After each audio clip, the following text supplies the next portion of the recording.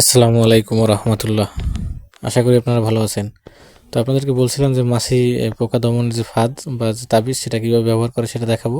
তো সেটা একটু দেখেন, এখানে উপরে দেখেন একটা বড় বয়ম আছে, সেটাকে উপরে দিয়ে আমার হাতে দিয়ে খেয়াল করেন রশি দিয়ে বাঁধতে দিছি, এবং রশি দিয়ে বাঁধার পরে নিচে দেখেন এখানে বয়মের ভিতরে তাবিজটা কিন্তু ঝুলাই দিয়ে দেখছেন এই যে, এবং দুই পাশ দিয়ে দুইটা ছিদ্র করছি তীরকোনা, আপনার ত্রিভুজ আকৃতির।